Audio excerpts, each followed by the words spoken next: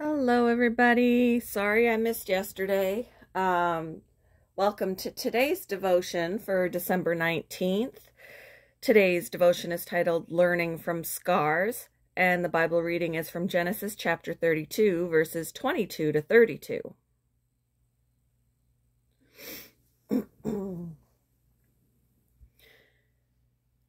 That night Jacob got up and took his 2 wives, his 2 female servants, and his 11 sons, and crossed the ford of the Jabbok.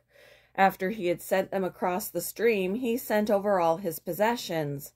So Jacob was left alone, and a man wrestled with him till daybreak.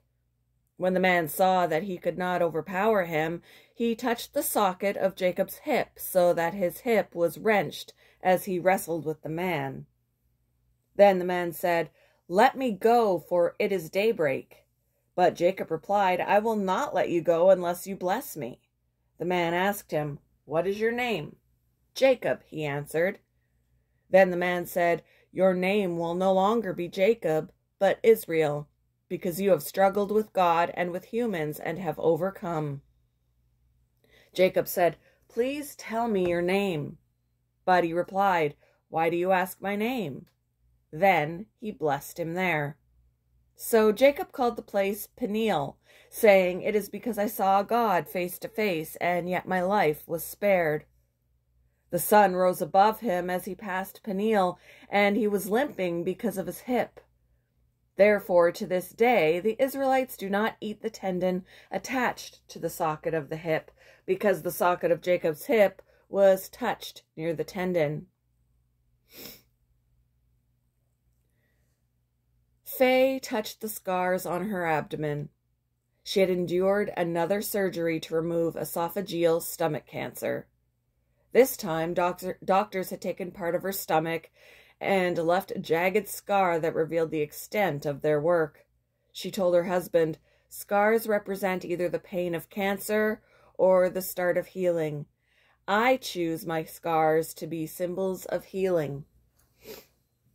Jacob faced a similar choice after his all-night wrestling match with God.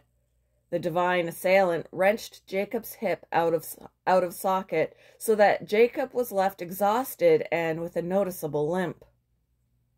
Months later, when Jacob massaged his tender hip, I wonder what he reflected on.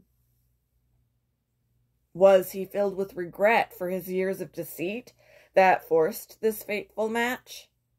The divine messenger had wrestled the truth out of him, refusing to bless him until Jacob owned up to who he was.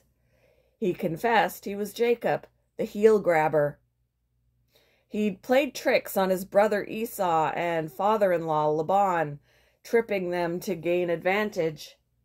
The divine wrestler said Jacob's new name would be Israel, because you have struggled with God and with humans and have overcome. Jacob's limp represented the death of his old life of deceit and the beginning of his new life with God.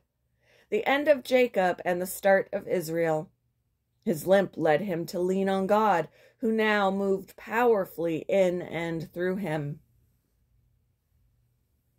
What spiritual scars do you have? How might they symbolize the end of something bad and start of something new? Thank you for joining me for today's devotion, and I hope you all have a wonderful day.